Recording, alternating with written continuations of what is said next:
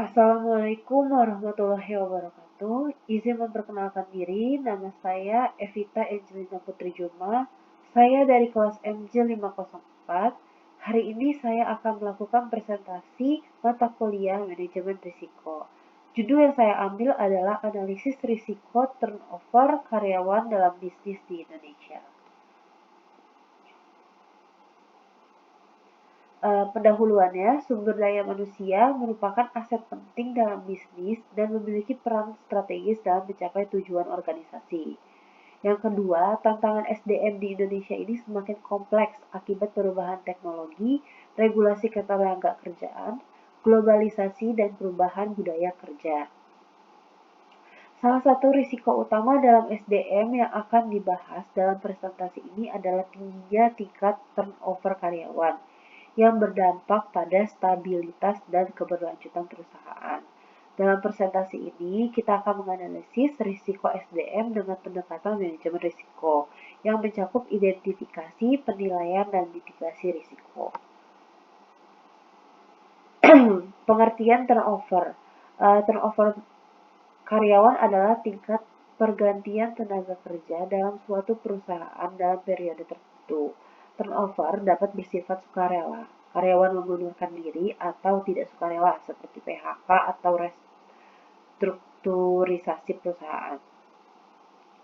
Jadi tingginya turnover dapat menyebabkan biaya tambahan bagi perusahaan, termasuk rekrutmen, pelatihan, dan hilangnya produktivitas. Penyebab utama turnover yang tinggi ini apa sih? Jadi yang pertama penyebabnya adalah gaji dan tunjangan yang tidak kompetitif. Yang kedua, kurangnya kesempatan pengembangan karir. Yang ketiga, beban kerja yang sangat tinggi dan stres di tempat kerja. Yang keempat, kurangnya keseimbangan antara kerja dan kehidupan pribadi, work-life balance. Yang kelima, budaya organisasi yang memang sudah tidak sehat.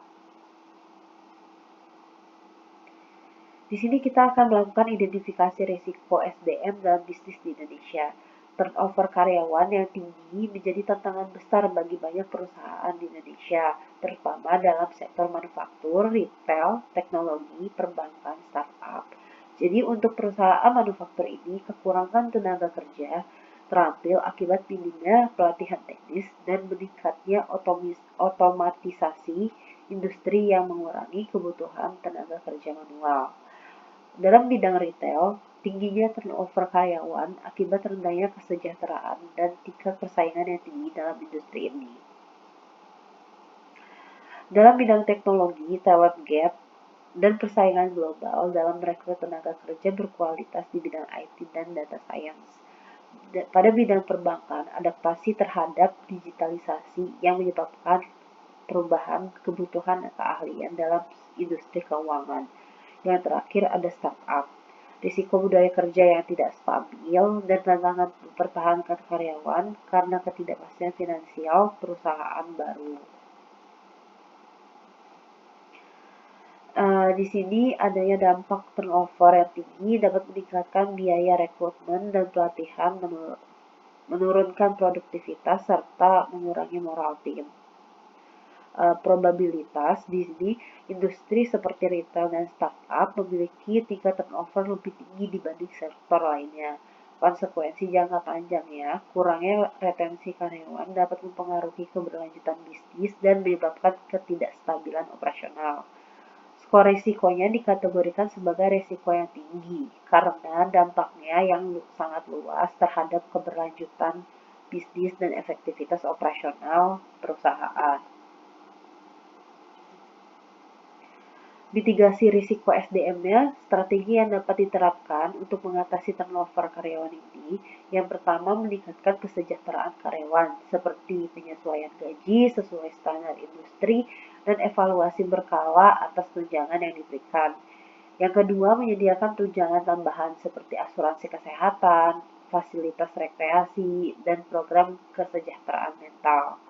Yang kedua, meningkatkan keterlibatan karyawan, mengadakan program keterlibatan karyawan, employee engagement untuk meningkatkan loyalitas dan kepuasan kerja, mendorong komunikasi yang terbuka antara manajemen dan karyawan melalui forum diskusi dan feedback berkala. Yang ketiga ada peluang pengembangan karir, Di sini perusahaan dapat menyediakan pelatihan dan sertifikasi bagi karyawan untuk meningkatkan keterampilan mereka. Perusahaan juga dapat menerapkan program mentorship dan jalur karir yang jelas sehingga karyawan dapat melihat prospek jangka panjang di perusahaan. Yang keempat, menciptakan budaya kerja yang positif.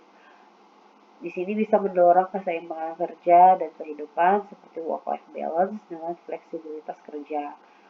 Ini juga dapat membangun lingkungan kerja yang inklusif dan kolaboratif melalui program kerja tim dan pengakuan atas pencapaian karyawannya.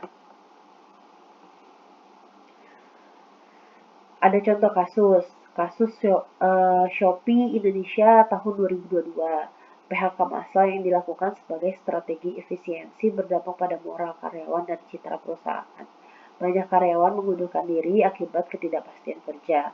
Kasus Gojek Tokopedia GoTo tahun 2023, merger dan restrukturisasi menyebabkan banyak karyawan terkena PHK, meningkatkan turnover di industri startup teknologi. Kasus industri retail, banyak pekerja di sektor retail mengalami turnover tinggi karena jam kerja yang panjang, gaji rendah, dan minimnya peluang pengembangan karir.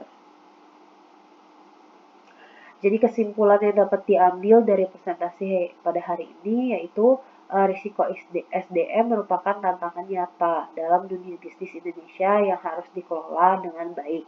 Tingginya turnover karyawan dapat menghambat pertumbuhan perusahaan dan meningkatkan biaya operasional.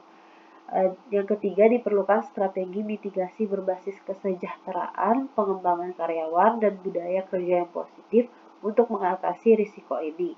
Yang keempat, implementasi strategi yang tepat akan meningkatkan retensi dan produktivitas karyawan, serta menciptakan lingkungan kerja yang lebih stabil dan inovatif.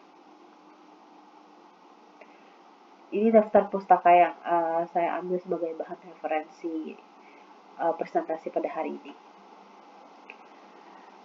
Demikian presentasi saya pada hari ini, kurang lebihnya mohon maaf. Assalamualaikum warahmatullahi wabarakatuh.